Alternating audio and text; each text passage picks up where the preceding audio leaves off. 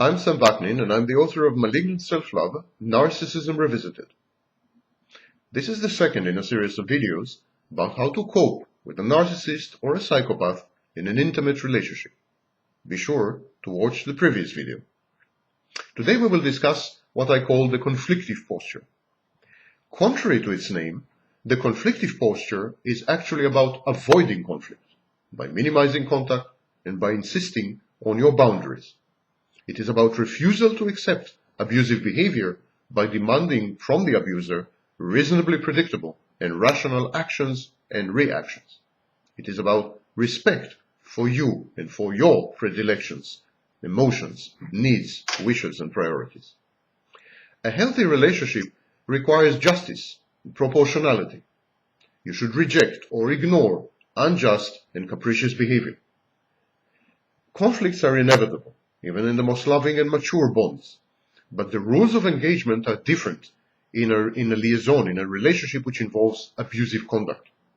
There, in such a sick relationship, you must react in kind.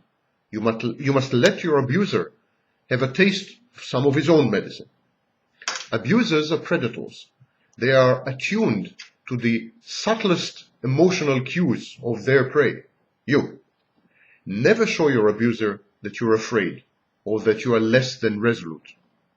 The willingness to negotiate is perceived by the abuser as a weakness.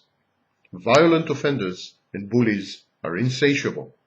Do not succumb to blackmail or to emotional extortion. Once you start compromising, you won't see the end of it. The abuser creates a shared psychosis, in French, a folie à deux, with his victim.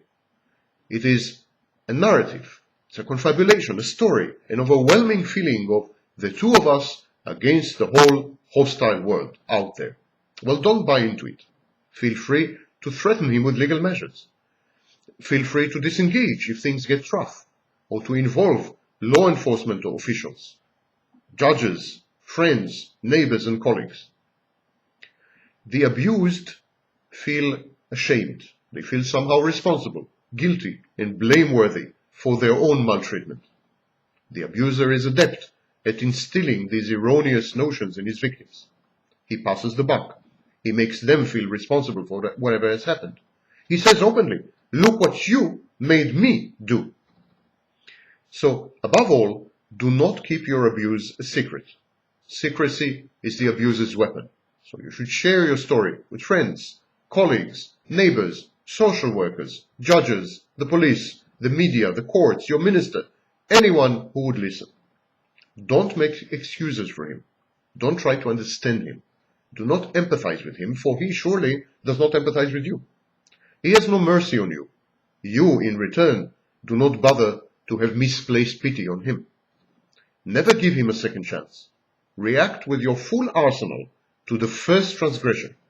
Teach him a lesson he is unlikely to forget. Make him go elsewhere for his sadistic pursuits or to offload his frustrations.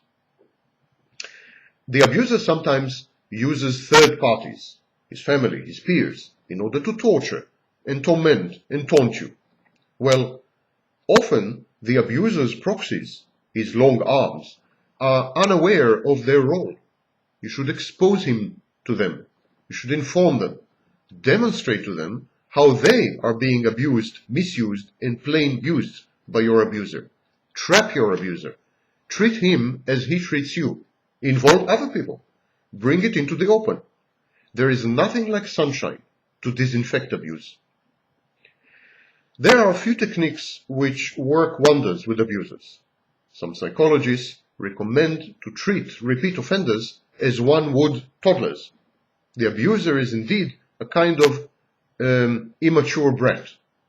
He is dangerous. He is endowed with privileges and capabilities of an adult, but he is still an immature brat with temper tantrums.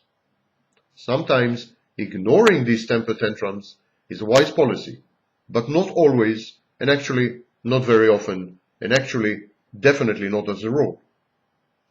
In the next video, we will discuss specific techniques and strategies for dealing with narcissists and psychopaths.